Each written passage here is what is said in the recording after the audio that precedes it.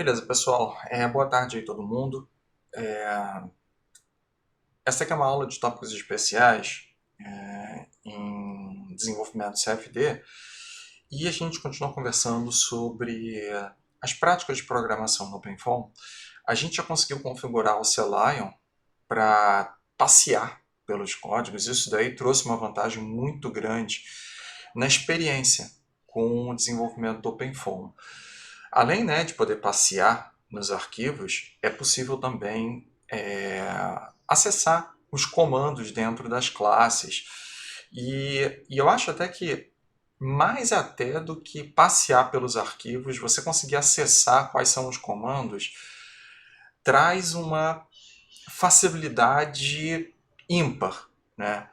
E isso a gente fez, né, estudando o comportamento do CMake e configurando, assim, por alto, né, a compilação do OpenFOAM no cmakelist.txt. Mas ok, agora a gente precisa conversar sobre o fundamento do OpenFOAM, como ele é baseado e quais são as bibliotecas principais. Então hoje eu quero conversar com vocês sobre a biblioteca fundamental. Mas eu quero mostrar para vocês qual é o caminho para, olhando para um código, e eu estou utilizando aqui o mesmo código da aula passada, eu estou usando um código do Scala Transport For. Qual é o caminho para a gente efetivamente conseguir, né, chegar a interpretar qual é a biblioteca fundamental do OpenFOAM. Então, para isso, eu vou pegar aqui e vou olhar para o código, tá? E as primeiras inclusões de bibliotecas. Então, esse primeiro carinha daqui é o fvcfd.h. Esses outros dois que tem aqui, eles são adicionais. Tá? O FVOptions é para você adicionar novas opções, funcionalidades para os termos-fonte na metodologia de volumes finitos. A gente pode conversar depois. E esse simplecontrol.h é apenas para você controlar iterações.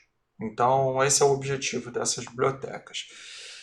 E a principal, que todo solver que resolve uma equação de transporte, por metodologia CFD ou não, vai querer declarar, que é o fvcfd.h.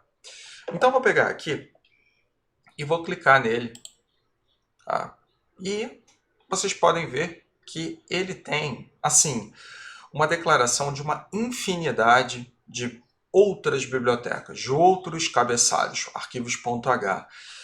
E esses carinhas aqui têm uma característica. Se a gente olhar com cuidado, o que significa FV? FV na nomenclatura, né, do OpenFOAM significa Finite Volume. Então, é Finite Volume alguma coisa. FVCFD é aplicar a metodologia de volumes finitos à solução de problemas CFD. Então, esse é o conceito por trás desse arquivo. E o que tem aqui dentro? Eu não vou explorar todos esses arquivos aqui, não. Eu quero apenas direcionar o pensamento de vocês. Por exemplo, se eu colocar aqui, olha, o mouse por cima, eu não estou clicando, eu só estou botando por cima, eu tenho um determinado caminho, tá? Que ele está me dizendo que esse tal de parrun, tá? Ele está dentro de source, lá no diretório do OpenFOAM, e ele está dentro desse diretório OpenFOAM aqui. Tá? Aí tem um tal de parrun.h. Isso daqui é o que? São os controles das simulações em paralelo. É isso que ele vai fazer. Vamos olhar o próximo. Tá? O time.h, aqui no meu caso, tá? No caso de vocês vai ser diferente se vocês não estiverem utilizando o Mac.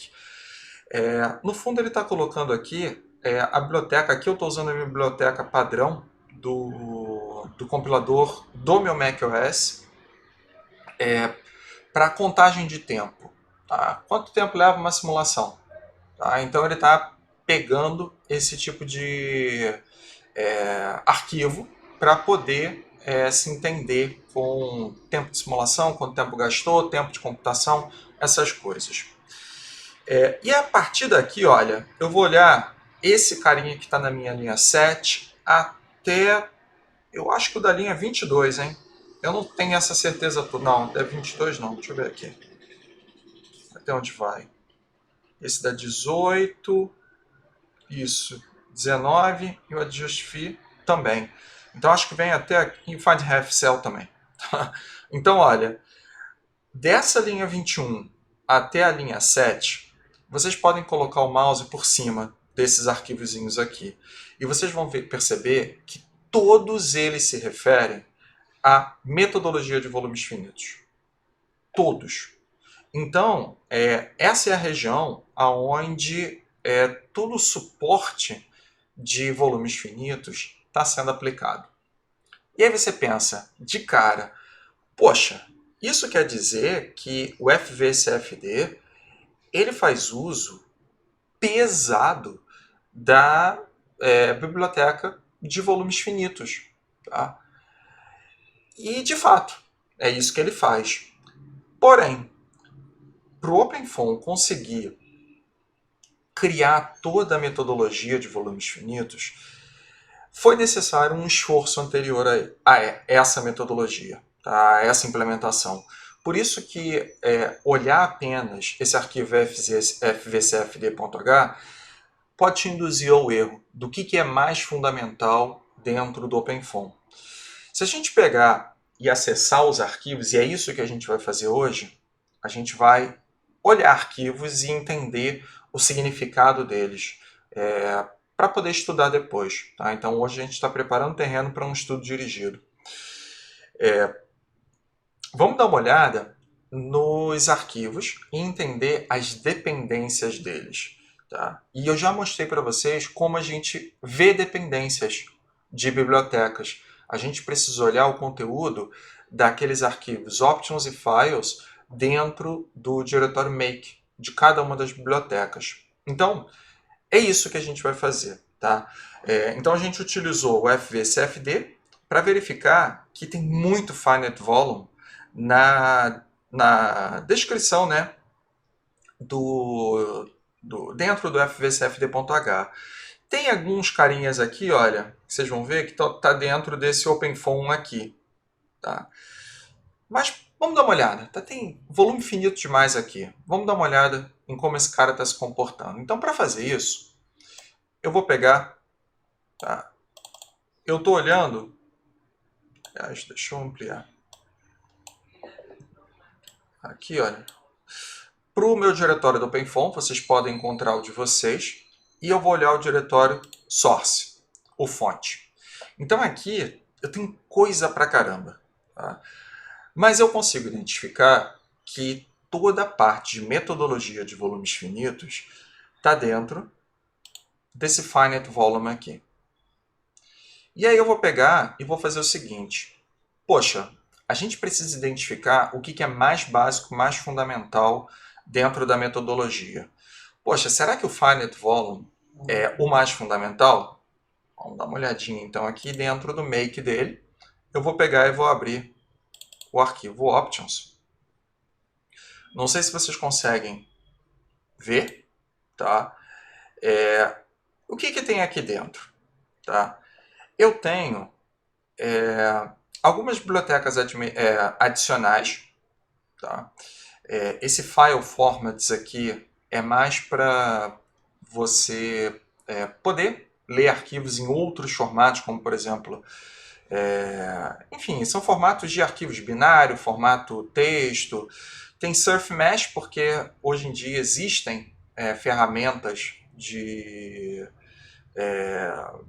volumes finitos em superfícies. Tá? Malhas dinâmicas também é uma funcionalidade extra. E esse Mesh Tools aqui são ferramentas para construção de malha.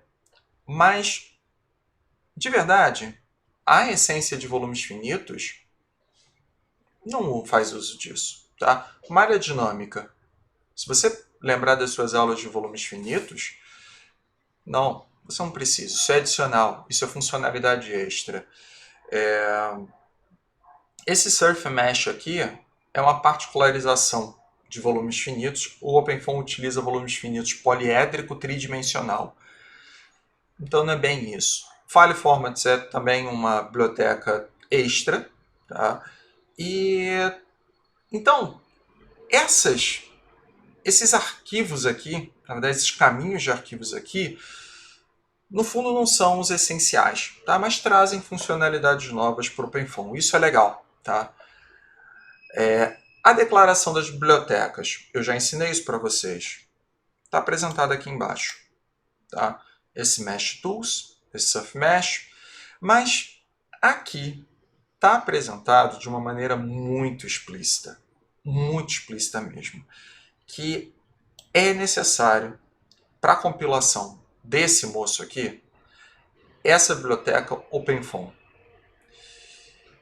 E de fato, perceba o seguinte, para conseguir montar as bibliotecas de volumes finitos, File Format, Surf Mesh, Mesh Tools, tudo isso é adicional, mas o OpenFOAM não é. E na verdade, o OpenFOAM, a biblioteca OpenFOAM, é a fundamental de tudo, é ela que vai gerar a base de toda a implementação da tecnologia FOAM. Então, é esse cara que eu vou querer explorar agora. Então percebam que, olhando para as dependências de bibliotecas, foi que a gente tomou essa decisão de caminhar e olhar agora para a biblioteca OpenFOAM. Então eu vou pegar, notem que se vocês tiverem alguma dúvida ou comentário, vocês podem interromper a qualquer momento. Eu vou pegar e vou fechar esse carinha, tá?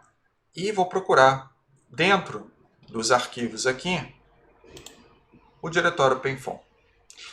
E eu quero mostrar para vocês que realmente esse diretório aqui é aquele que merece ser estudado para quem quer entender mais sobre as capacidades básicas do OpenFOAM. Vocês vão perceber que nesse diretório não tem apenas capacidade básica, mas tem o fundamento de construção, cara, das metodologias numéricas.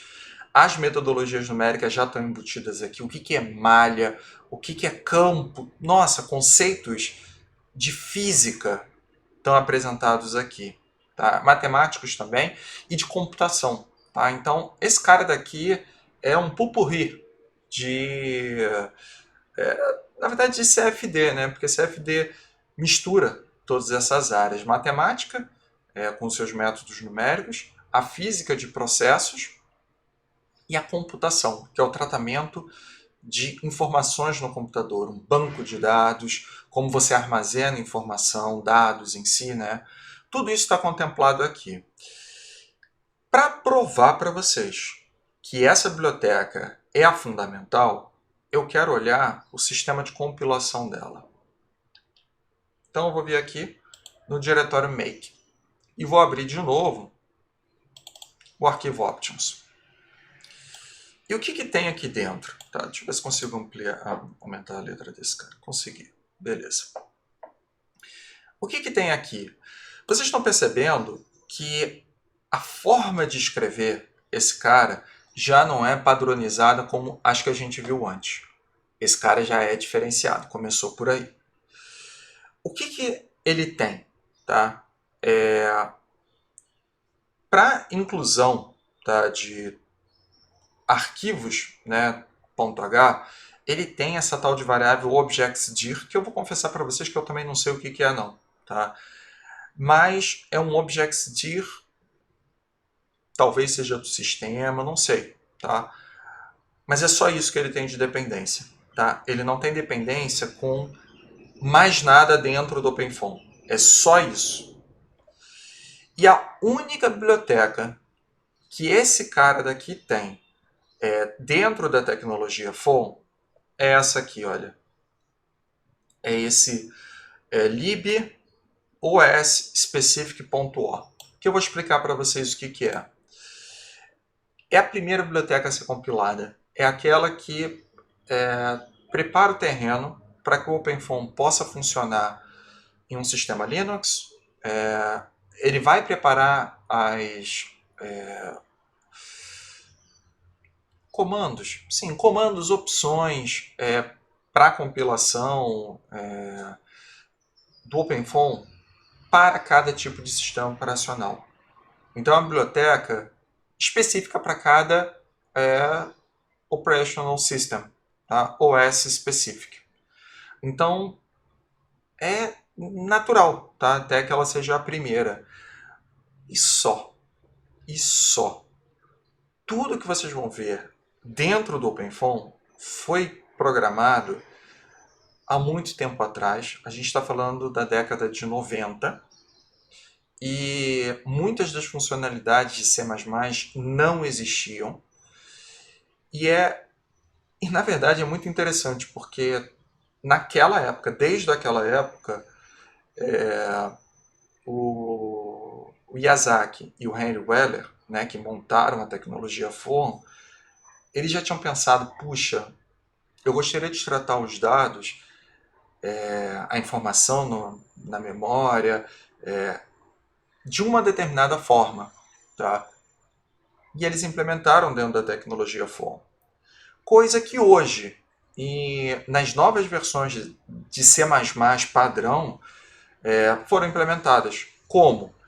Tratamento inteligente de ponteiros. Tratamento inteligente de ponteiros com alocação dinâmica e desalocação dinâmica inteligente da memória.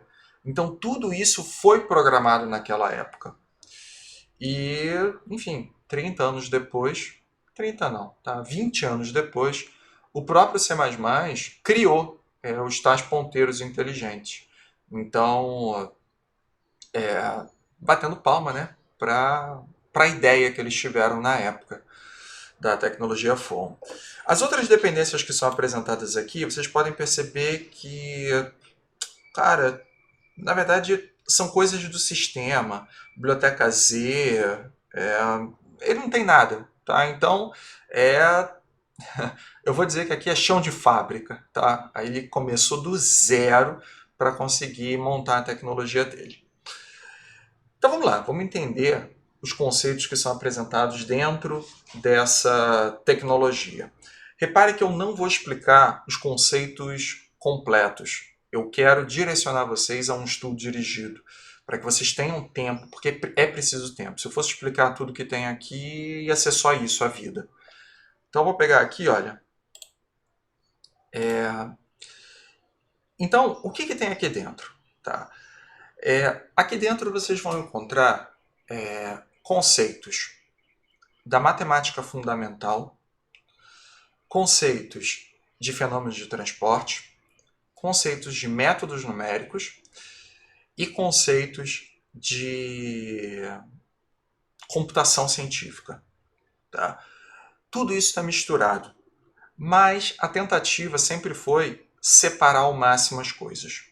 Então, por exemplo, tá? Quando a gente conversa sobre fenômenos de transporte, e na verdade a gente pega alguns fundamentos da matemática para tentar representar variáveis físicas. Vou dar um exemplo. Variáveis escalares. Variáveis escalares são aquelas que existe magnitude, mas não tem sentido de direção. Variáveis vetoriais tem a magnitude, mas tem sentido de direção. Tensoriais e assim por diante. A gente vai ampliando o conceito. E como representar isso no computador? E aí é que vem a forma que eles chamam de variáveis primitivas. Então, variáveis primitivas é o conceito mais básico que tem da ideia de variáveis. E note que podem ser variáveis da física, como essas que eu falei, o que é uma variável escalar, o que é uma variável vetorial, tensorial, assim como o que é uma variável inteira. O OpenFOAM reinterpretou o que é uma variável inteira. O que é uma... Aí não está aqui, na verdade. Eu já ia falar uma coisa que não está aqui. Mas vamos acessar. Então que eu vou mostrar melhor para vocês. Então tem aqui... Eu peço desculpas porque eu realmente não consigo ampliar o tamanho, tá, dessas letrinhas aqui. Mas eu vou resgatar aqui algumas variáveiszinhas. Quer ver? Olha, aqui, olha, o que eu estava comentando sobre variável escalar. Tá? Variável escalar para o OpenFOAM nada mais é que a representação de uma variável física, tá? Que tenha magnitude e que e que não tenha nenhum sentido de direção no âmbito do ambiente tridimensional, o espaço tridimensional, né? O ambiente físico. E aqui eu tenho uma mistura. Poxa, mas variável escalar é um significado de uma variável física. E variável física, quer ver? Temperatura. Temperatura sempre vai ser 37 graus Celsius, tá? Ou pode ser 37,5. Cara, variáveis físicas têm casas decimais. E por isso, aqui eu tenho uma representação que traz algum conceito da computação científica. Escalar para o OpenFOAM é uma variável em precisão dupla. Só isso. Então, quando você declara, eu vou abrir aqui um arquivozinho, eu não sei se é esse cara, que é o melhor para mostrar para vocês. Deixa eu ver aqui. É ele mesmo. Tá. Então, aqui, olha, escalar.h, eu tenho...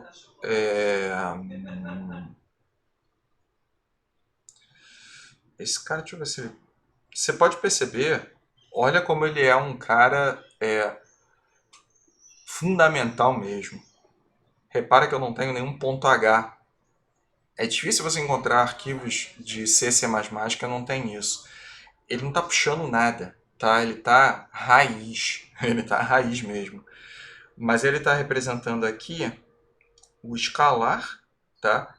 Tá entrando como escalar. Essa daqui é a especialização, não era nem esse cara que eu queria, não. Eu acabei abrindo o errado. Tá? Mas ele utiliza bastante typedef para representar.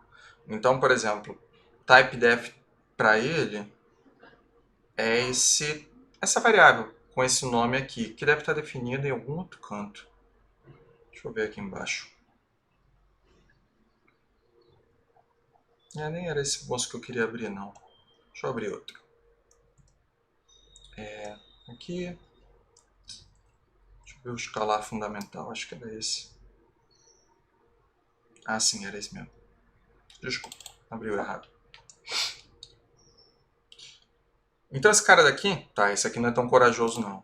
Ele está puxando a representação de escalar ou por ponto flutuante simples ou por ponto flutuante duplo, né? E isso daí vai ser definido de acordo com as suas opções no processo de compilação, né? Então ele está pegando aqui, olha, variáveis que foram passadas para o compilador. Se você lembrar bem, dentro das opções de compilação que vocês já até colocaram dentro do cmakelist.txt, você tinha como passar a informação do WMSP, WMSPDP para o compilador. Tá? Esse tipo de informação vai ser usado aqui. Então ele vai decidir qual vai ser o tipo de variável, né, que ele vai querer utilizar. Na verdade, precisão que ele vai querer utilizar dentro do processo de compilação. Então, aqui ele está em precisão simples ou com esse cara daqui. A compilação que eu tinha feito era outra. Deve estar aqui embaixo. Ali. Se foi definido um cara com precisão dupla. Tá?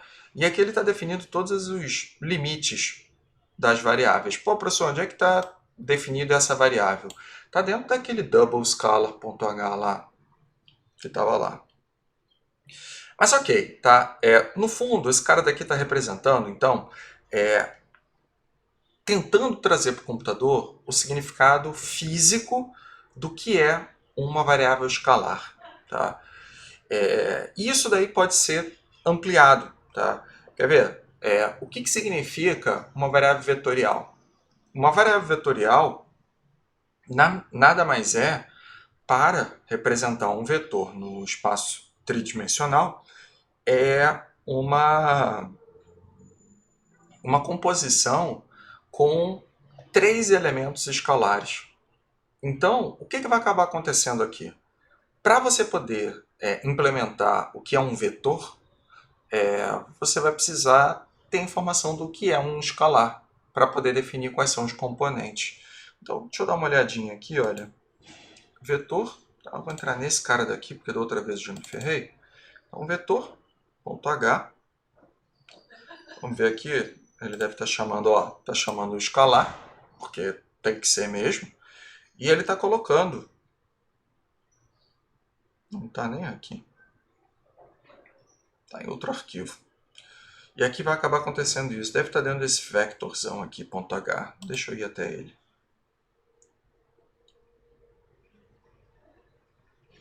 É aqui que ele define, tá?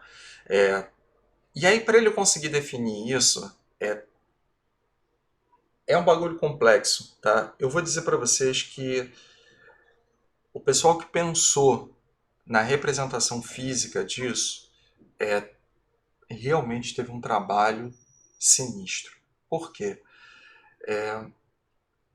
Para pensar no que é vetor, foi utilizada a teoria de espaço vetorial, tá? Conceitos abstratos matemáticos,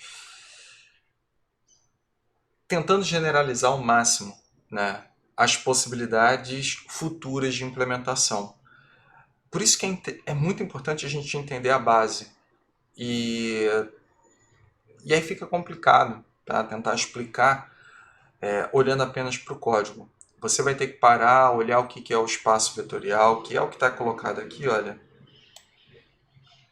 nessa linha 65, que ele define aí um vetor com determinados componentes, tá? Que são os elementos, e ele está falando que são 3 elementos. Tá? Então, no fundo, é isso que ele está colocando aqui.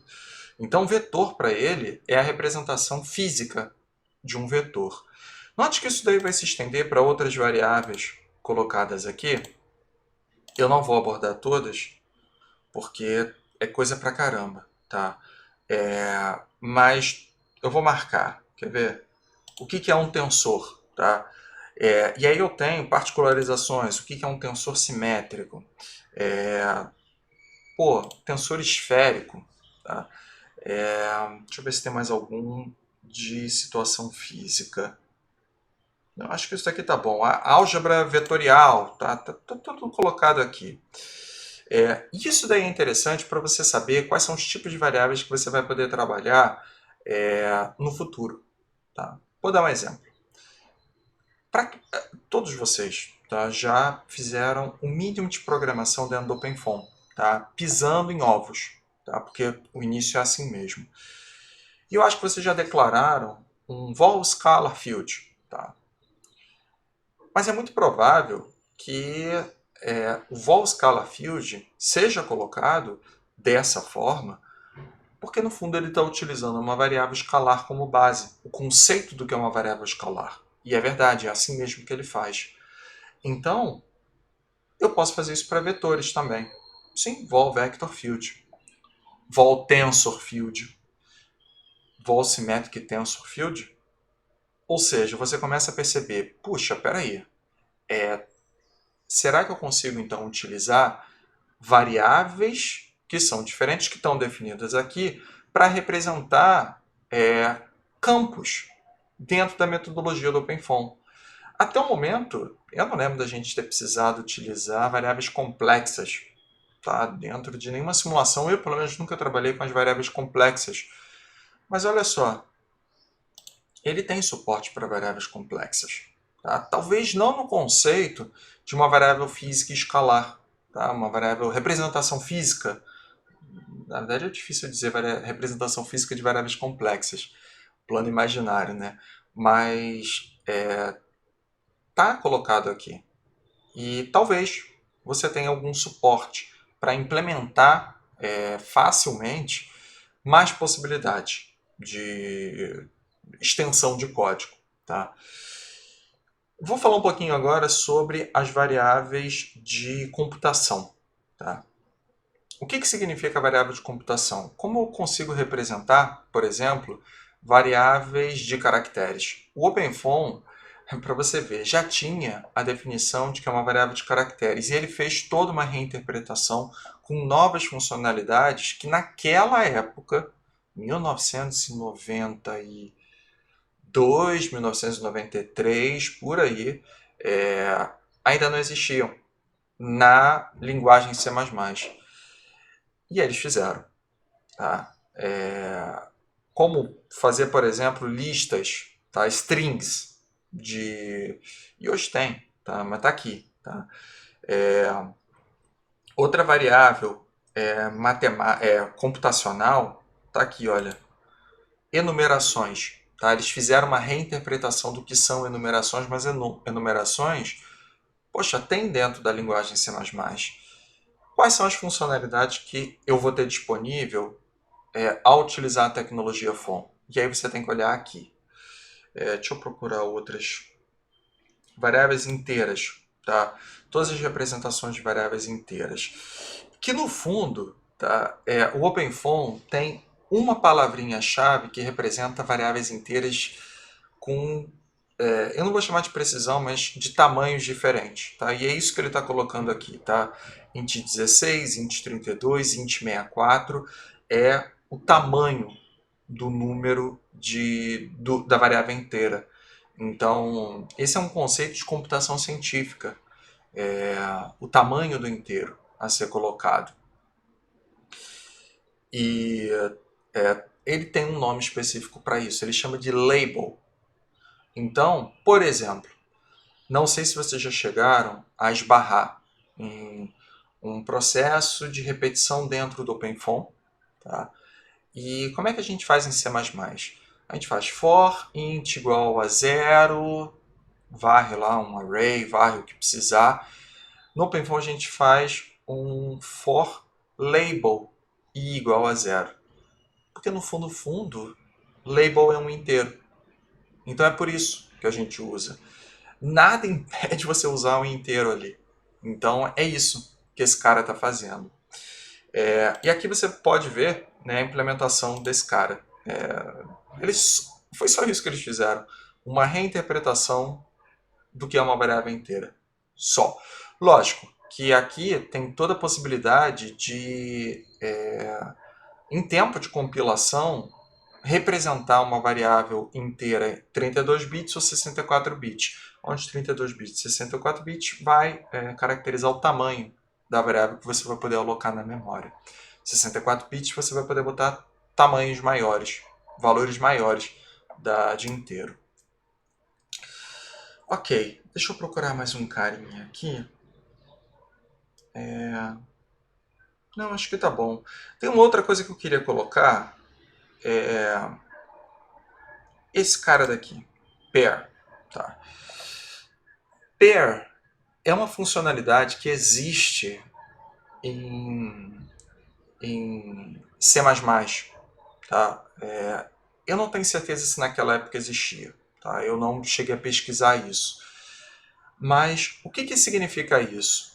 Eu gostaria que vocês lembrassem, eu não sei se vocês chegaram a estudar em Python, ou lembram em Python o conceito do que é dicionário em Python. Em Python você tem uma palavra-chave que se relaciona a uma variável, tá? Dentro de um dicionário. Aí no dicionário você pode ter vários, tá? Uma palavra-chave e vai me dar um valor. Tá? É parecido com o array, onde o array você conta os índices do array. Né? 0, 1, 2, 3, 4, 5 e cada um desses índices vai representar um dos elementos. No dicionário, não. Eu vou usar a palavra-chave que vai representar esse elemento. E o pair é isso. O pair é palavra-chave me dando a representação de um elemento. E esse daqui é o conceito fundamental do que é um pair.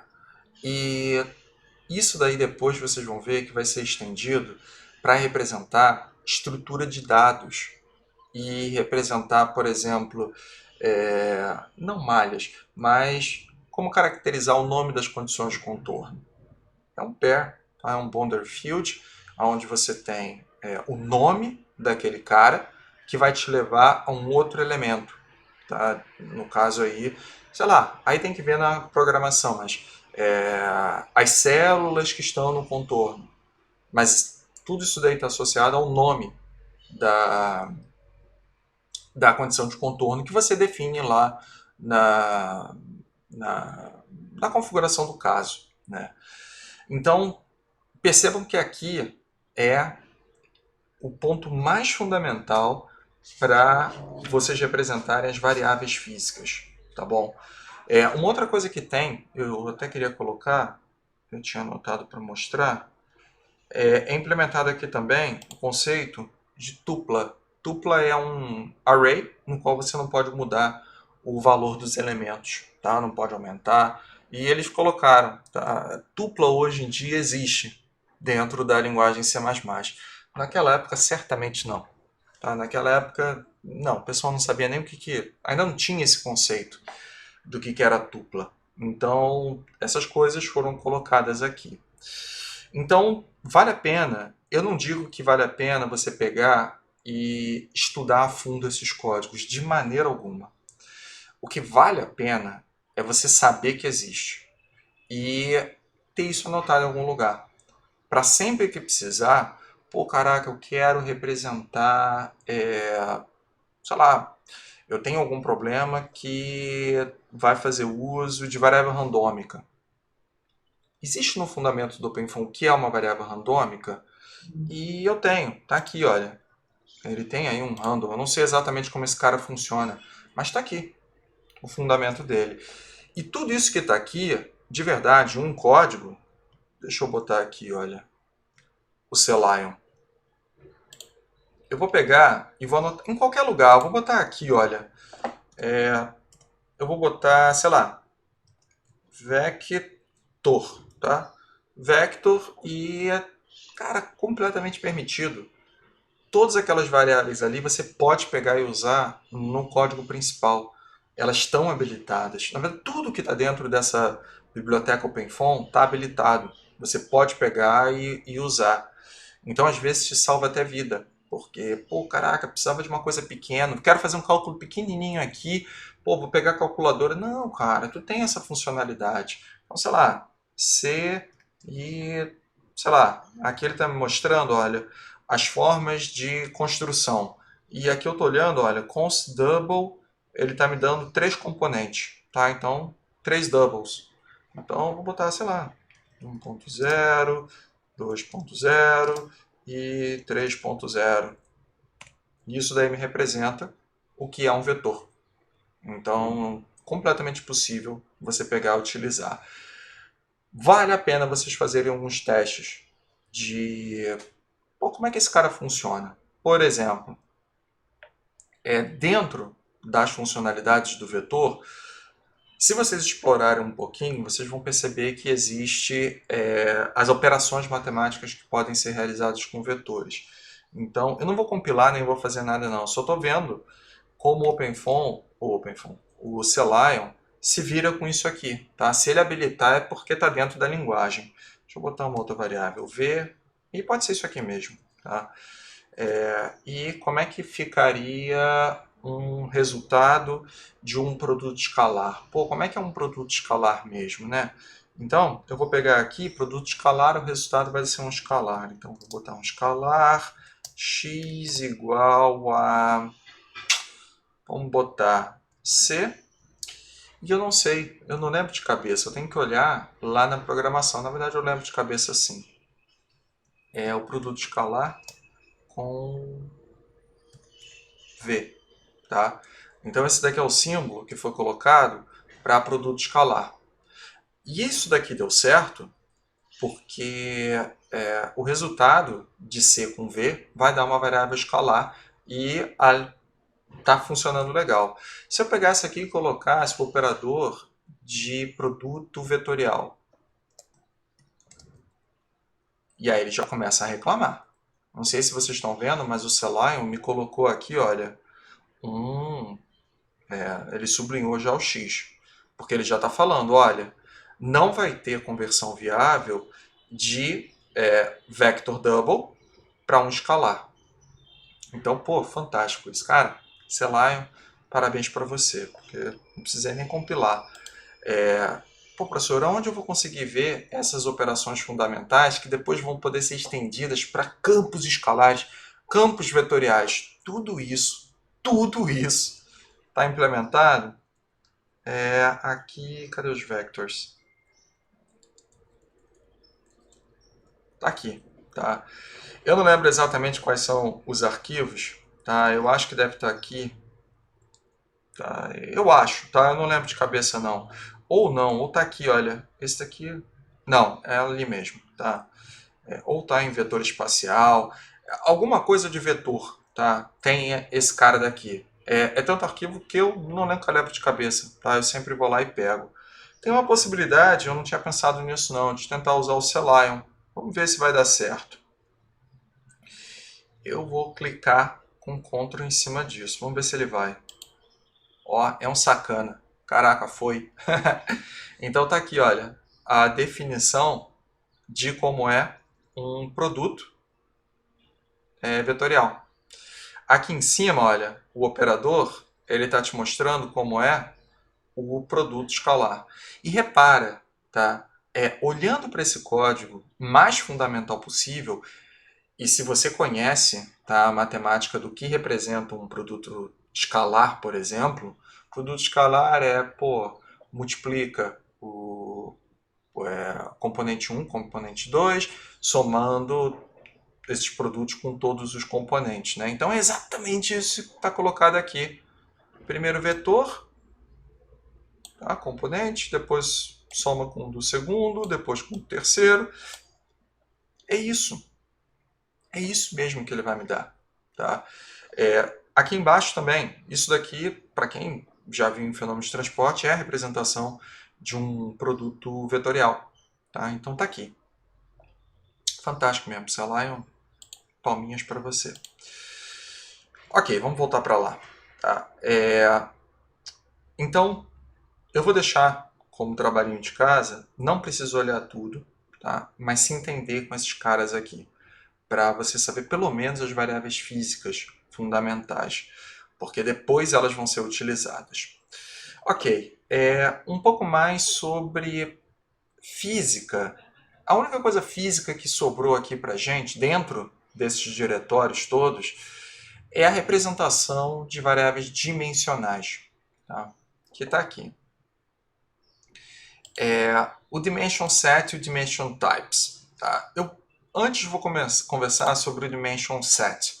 O que significa isso? Dimension set é o conjunto de dimensões que você vai querer representar as variáveis. E eu vou pegar aqui e vou abrir esse carinha, tá? Trust, por favor. E o que ele vai me mostrar? Tá?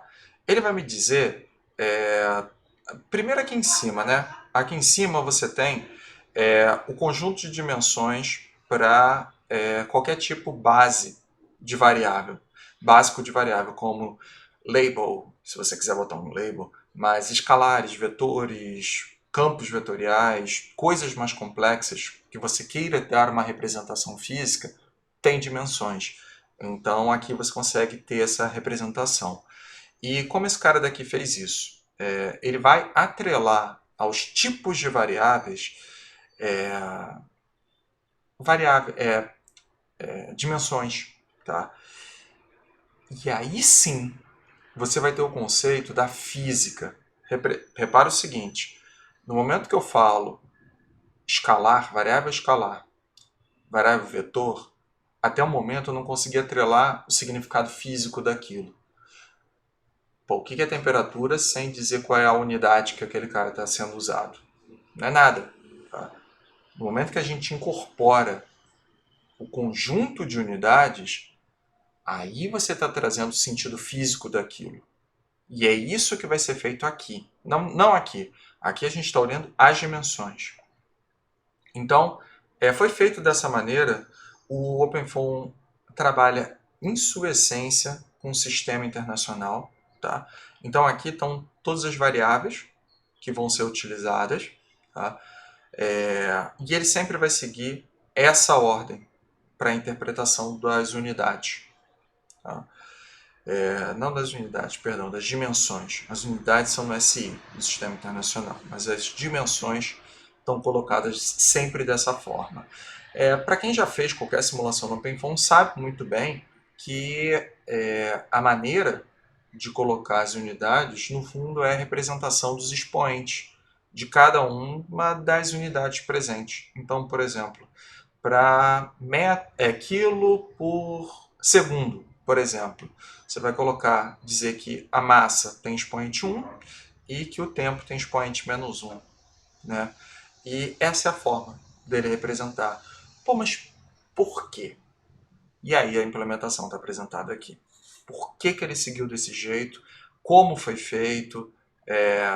Tudo isso está apresentado aqui. Tá? E aí eu não vou entrar nesse detalhe. Mas é aqui que é feito isso. Beleza. Deixa eu dar uma fechada nesse cara e voltar para o arquivo anterior, para o diretório anterior. Ok, e depois disso ele tem aqui a representação do significado físico do que são as variáveis. E essas são as possibilidades que o OpenFOAM traz. Você pode ter variáveis escalares, com sentido físico com dimensão, tensores ou esférico, ou simétricos, ou geral, um tipo genérico, que vai dar suporte a todos esses carinhos que eu falei, e o vetor. Tá? Então é isso que ele tem. Isso daqui, na verdade, é a última etapa do significado físico de variáveis. O que eu quero comentar agora é o significado de conceitos matemáticos. E eu não sei, vocês já chegaram a estudar ou ver um pouco sobre o que é teoria de campo? Sim, não, ou talvez. Sim, não, talvez. Eu só lembro alguma coisa que o senhor comentou quando o senhor deu essa disciplina pela primeira vez. Mas, assim, eu já ouvi falar só, não Tá. realmente. É como caviar, né? Só ouvi falar. Exatamente. Tá bom. Bem, o que isso daqui significa? Campo é como se você pensasse em um conjunto. Tá?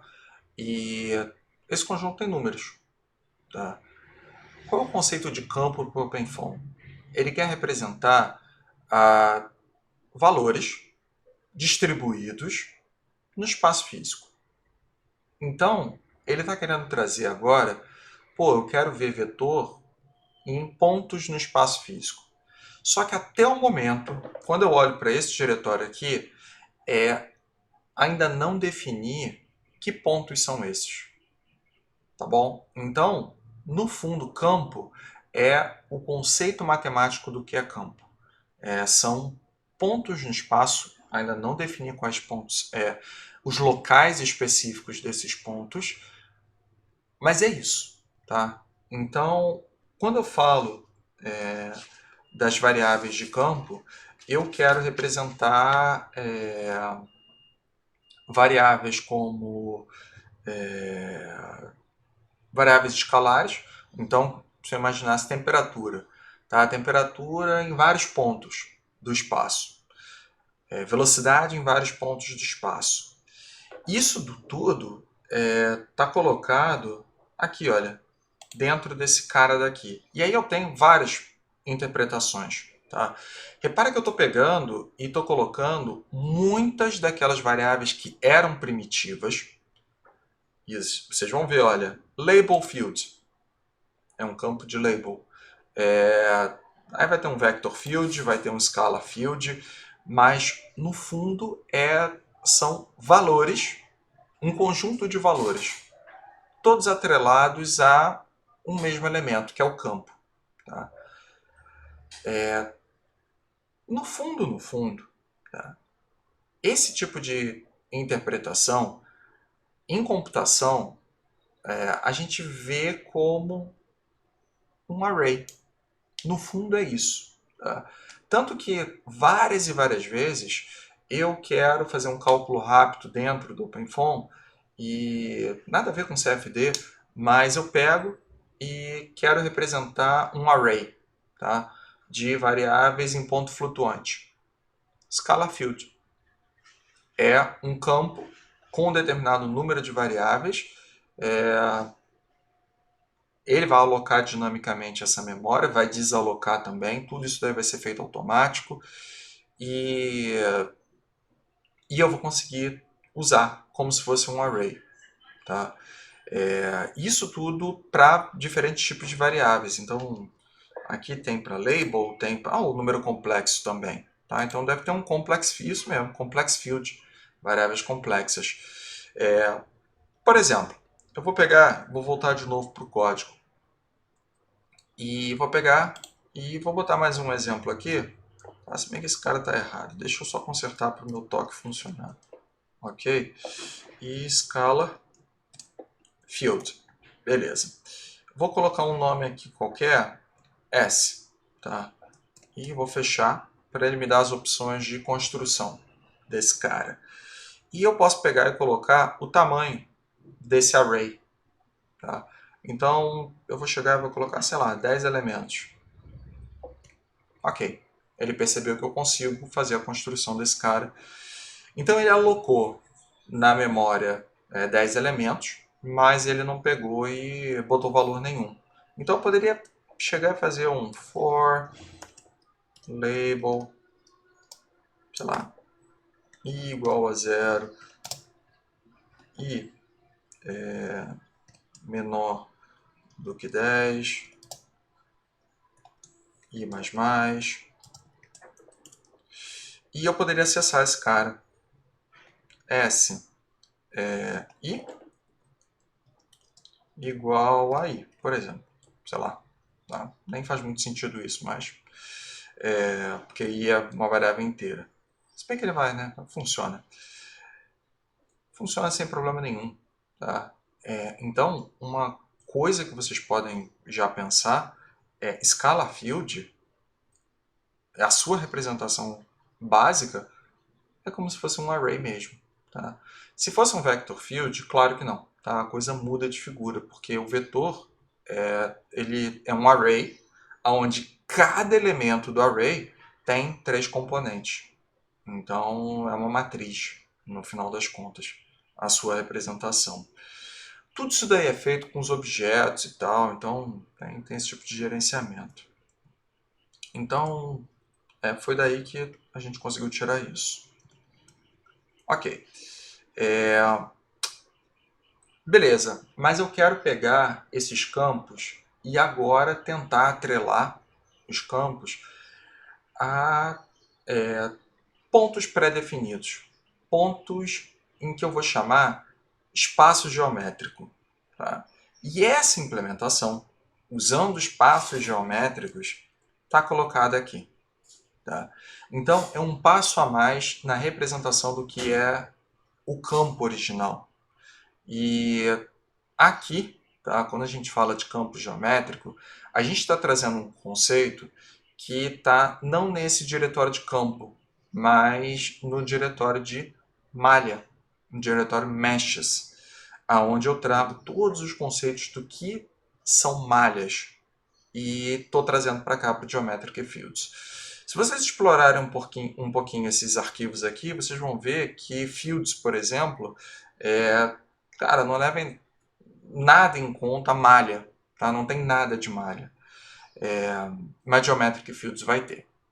Então aí você já começa a ter a percepção das dependências entre os locais, né, onde as implementações são feitas. Um último ponto que eu gostaria de colocar aqui é o suporte para campos dimensionais. Então, agora eu posso ter um campo de variáveis escalares, vetoriais, tensoriais, whatever, atrelados a dimensões também, que traz o significado físico aos campos. E esse carinha daqui, o Cloud. Cloud é um campo em nuvem. Isso daqui é a base para simulações de inserção de partículas em simulações lagrangianas. Então é isso. É assim como o cara faz. Beleza. Já que eu comentei sobre as malhas, eu não vou explorar muito malhas, mas eu mostro para vocês que está aqui. Tá? A vida e a morte de malhas não está em nenhum outro lugar do OpenFOAM, mas tudo está colocado aqui. Todos os outros arquivos que eventualmente vocês explorem dentro do diretório source, que está atrelado à malha, ou para coisas a mais, com malhas dinâmicas, ou são as ferramentas de construção de malha do OpenFOAM. BlockMesh, SnapXMesh, CFMesh, construtores de malha. O conceito fundamental do que é malha tá colocado aqui. Vou dar um exemplo. Da mesma forma como existem as variáveis primitivas no OpenFOAM, existe o que ele chama de primitive shapes, os formatos primitivos, que são os elementos de malha. E o que é isso, né? O que significa um plano, um ponto, o que é uma pirâmide, o que é um tetraedro, o que é um triângulo. Então, esses aqui são os conceitos fundamentais que conseguem formar elementos geométricos super, hiper primitivos, os mais básicos possíveis. E através deles é possível montar novas estruturas até se chegar ao campo, a construção mais complexa de malha, que é o chamado polymesh, que é uma malha de elementos poliédricos. Então, as faces do volume de controle são polígonos, pode ser qualquer formato possível. E tudo isso daí por composição de pontos na face, e aí você consegue construir a malha. Repara também que malha não está atrelada a nada de volumes finitos. Tá? É apenas a representação de uma geometria, tá? Que vem para dentro da simulação e como você vai querer representar esse carinha. Então tem aqui algumas coisinhas que são legais, tá? O que é célula está colocado aqui, os formatos possíveis de célula, modelo de célula, o que é uma malha, uma célula tetraédrica. Deixa eu ver se tem alguma outra coisa aqui que eu tenha colocado para lembrar. Geomesh não. Tá, tem um cara assim. Esse Geomesh aqui, tá? Quando a gente for explorar códigos mais à frente, é o conceito fundamental do que é uma malha computacional atrelada a uma geometria. Tá? Então, quando a gente for representar, por exemplo, um campo escalar dentro... na verdade, um campo escalar em uma malha computacional. Tá? Aquilo que representa a malha computacional, tá, é o GeoMesh. Tá? E ele serve apenas para isso, para você conseguir transpor, passar essa informação. Então é isso mesmo. Ok. E agora eu vou passar mais rápido. Tá? O que o OpenFOAM tem também? Tá? Ele tem algoritmos de varrer, armazenar e varrer informação dentro da memória de uma forma eficiente. Por exemplo, caramba, eu tenho vários pontos na malha e eu quero acessar, de repente, um daqueles pontos ou uma célula. Existem algoritmos específicos para você conseguir encontrar a informação desejada. E está colocado aqui. Tá? Esse containers aqui, o que ele significa? O container são formas de armazenar informação no computador. Então, container é um conceito estritamente aplicado à computação científica. Esse cara daqui tem como você trabalha com bits, tá? Informação na memória. Eu particularmente nunca trabalhei com isso. Circulators é uma forma de você representar, quer ver? Pensa num array, tá? Mas imagina que a informação eles chamam de circulante. Na hora que você varre o array completo, você volta ao início. Então existe um loop dentro busca de informações no array. Tá? O conceito do que é dicionário, tá? Isso daqui eu vou estar marcado aqui para que vocês tenham um estudo mais forte do que é dicionário para o OpenFOAM, tá? Porque ele usa muito, mas muito mesmo, na leitura de arquivos de dados de simulação. Hash tables também é a forma como ele organiza informações como diferentes modelos. Isso daí é tudo feito internamente na programação dele. Diferentes modelos, sei lá, de viscosidade. Ele vai colocar isso dentro de um hash table. Identificadores, eu nem lembro o que é identificadores. E aqui eu tenho o conceito básico do que é lista. Tá? E lista tem o mesmo conceito de scalar field. Tá? No fundo, para o OpenFOAM, tá? Lista é um array. É isso. Tá? Sem estar vinculado a nenhum significado físico. Então vou botar em paralelo aqui duas coisas que eu comentei. Scalar field, que eu disse para vocês, é um array. Tá? E listas. Lista é um array de qualquer tipo de variável possível. Tá?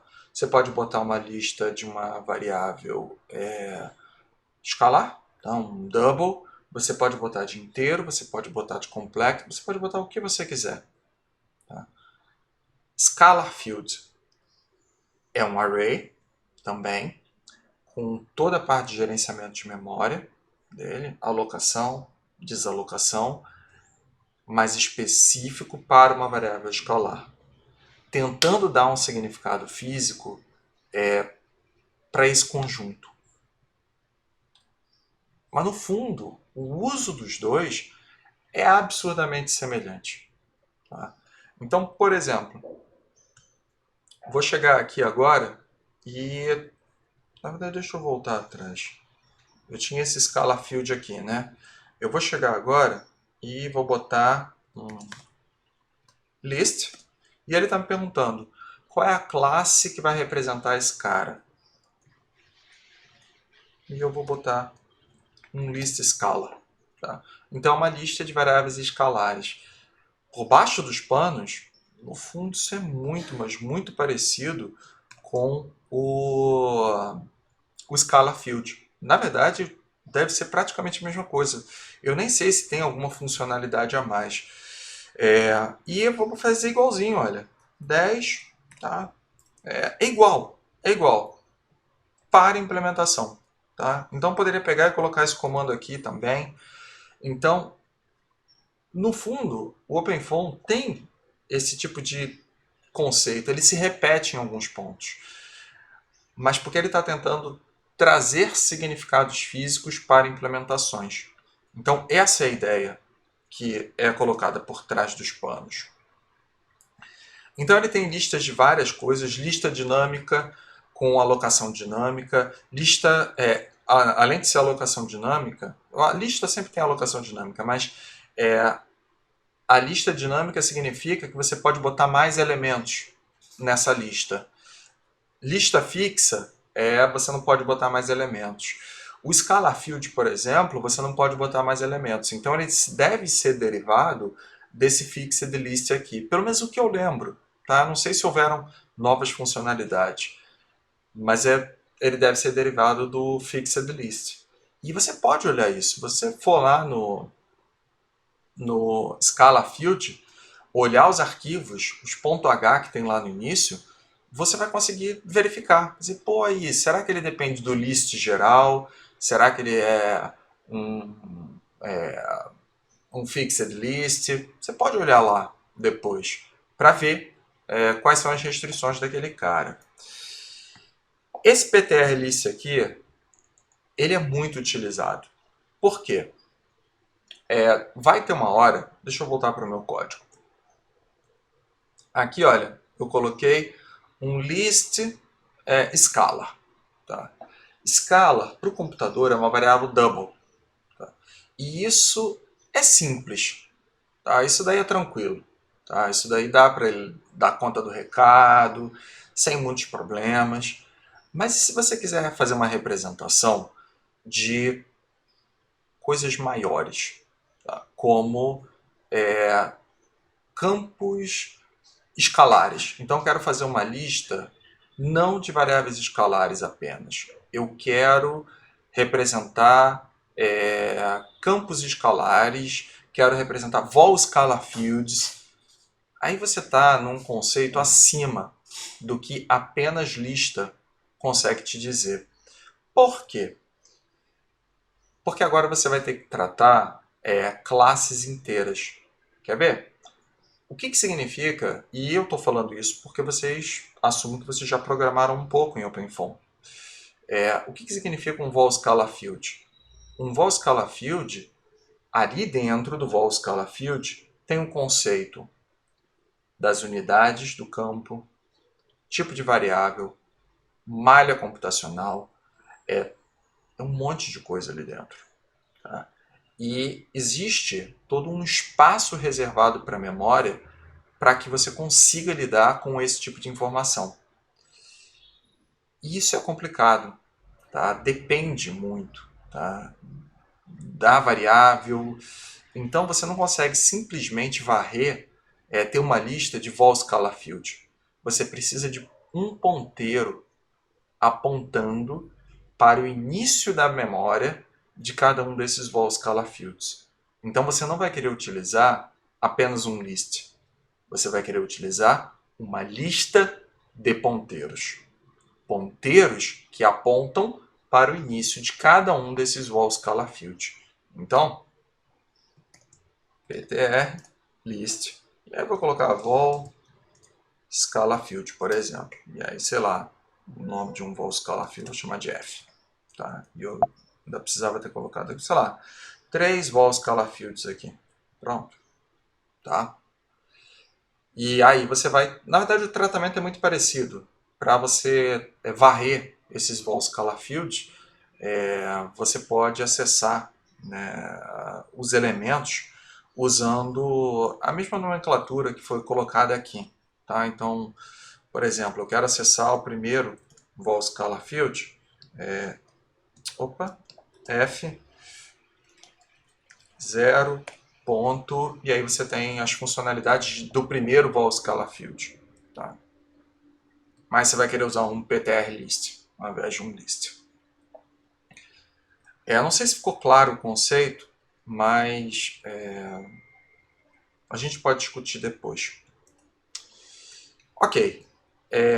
O que é DB? Tá? DB é database. Tá? E o database é formas de trocar informação entre o OpenFOAM e o OpenFOAM e o sistema operacional. Tá? Seja mostrando informação em tela, seja pegando informações de arquivo.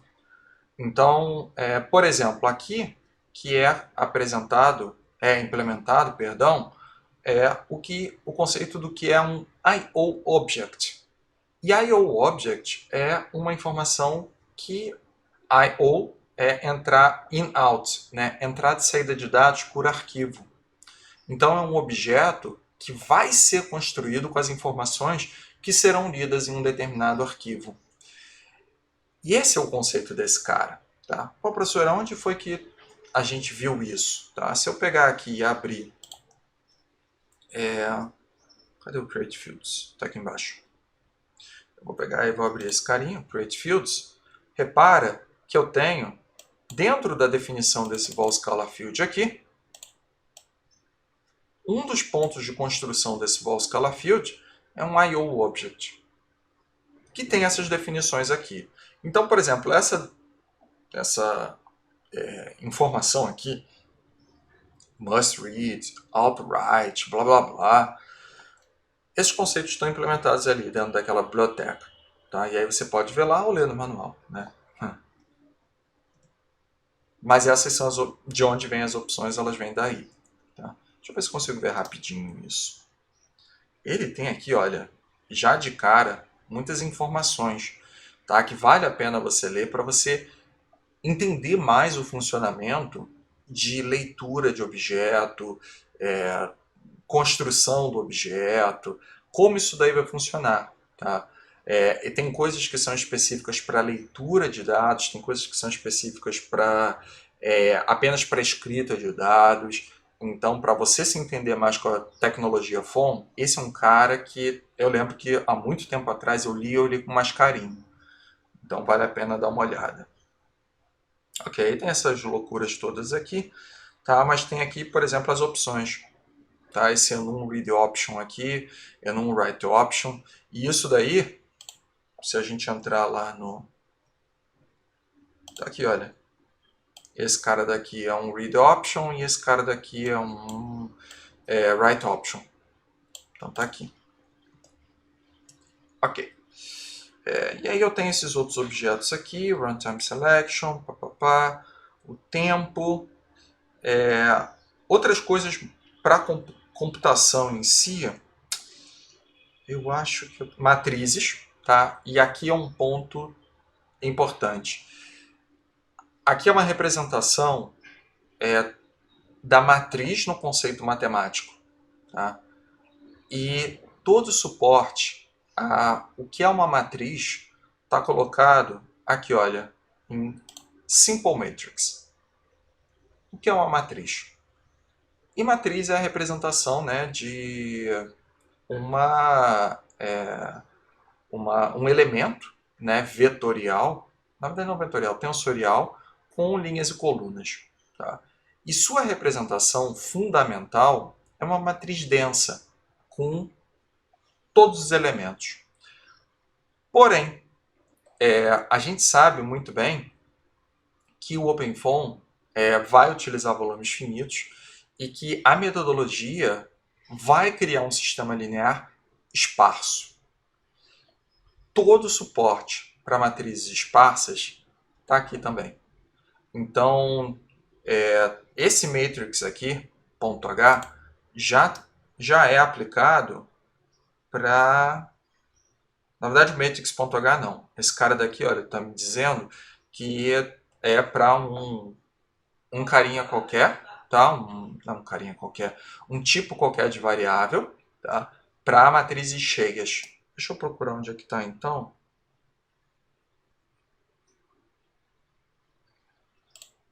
Deixa eu ver se está aqui.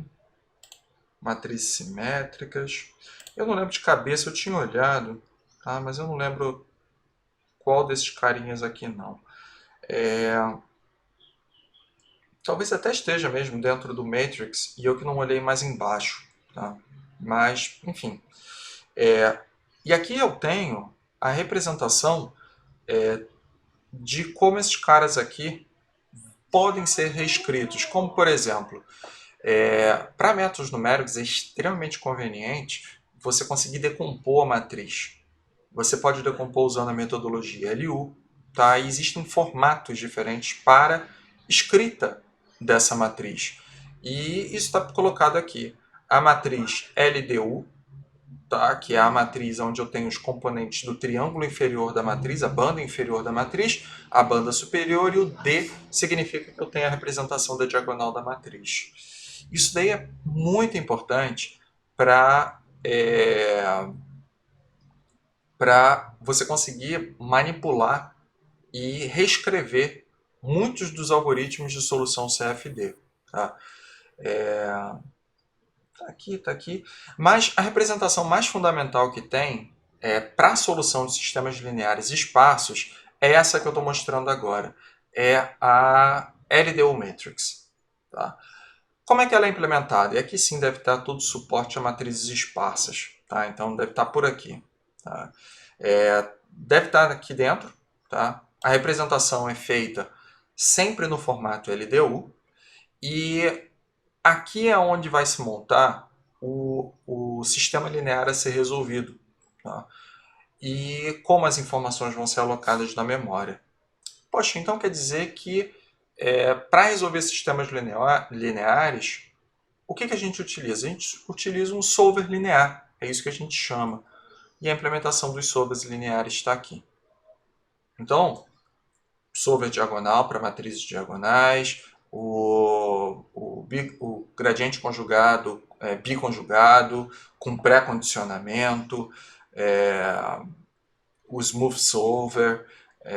Eu tenho aqui um smoother básico, tá? Que ele está mostrando só o Gauss Seidel, pré-condicionadores, e esses aqui são os pré-condicionadores básicos para o sistema LDU.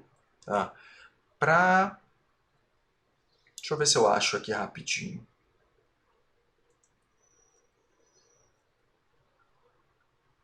Para outros tipos, tá? Eles devem estar colocados em outro canto. Tá? Por exemplo, sistema de solução usando a metodologia AMG. Tá? Não está apresentada aqui. Ela está apresentada em outro canto. Deixa eu confirmar. É isso mesmo. Ah, não, tá aqui. O pré-condicionador gama AMG tá aqui. Pré-condicionador, DIC e tal. Vocês sabem o que são os pré-condicionadores? Para que eles servem? Sim ou não? Já soube mais, mas ainda tenho uma ideia. Tá. Então, estou anotando aqui porque eu vou fazer uma aula teórica disso. E a Sara, eu acho que eu já conversei com ela sobre isso em uma das aulas.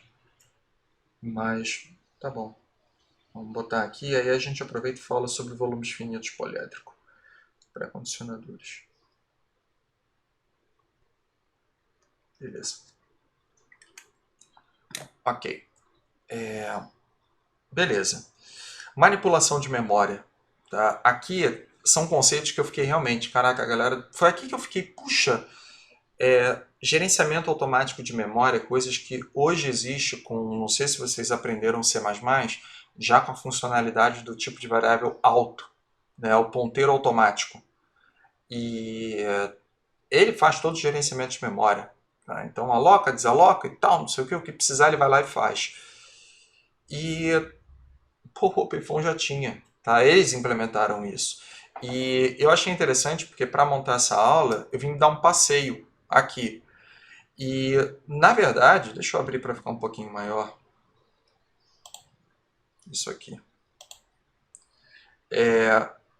Ele está dizendo aqui, olha, que é uma forma de manipulação de ponteiros que é semelhante ao que foi lançado agora no C++ 14 ou C++ 11, eu não lembro, tá? Que é esse STD Unique PTR, né? Que é o ponteiro único, tá? Tem o Shared Pointer também. Então são funcionalidades que, porra, mó tempão atrás eles já tinham pensado. É legal isso, bem legal. Tá? Para quem gosta de computação científica é interessante. Variáveis temporárias para você poder alocar, usar. Acabei de usar, ele apaga da memória. Malhas e tal. Acho que é isso mesmo. Interpolações. As variáveis globais elas são aplicadas mais para conceitos gerais de aplicação. Tá? Por exemplo, como eu consigo pegar os argumentos que são colocados no comando lá no terminal. Por exemplo, icofoam, eu não lembro, tá? Mas coloco lá alguns argumentos no comando de terminal. O arglist vai fazer uma lista dessas variáveis para poder interpretar internamente dentro do OpenFOAM. Clock para medir tempo computacional, os valores, as constantes que tem aqui dentro. Então, por exemplo, quero saber constantes matemáticas. Será que o OpenFOAM tem π?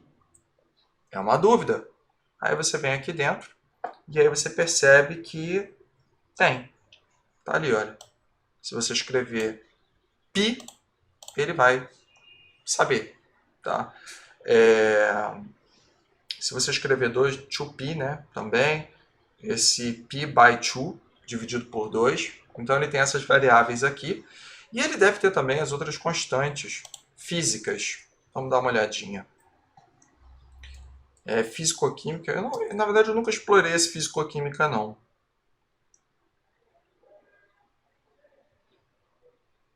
Cara, eu não sei se ele tem um valor, mas ele deve ter, né? Porque senão seria muito complicado.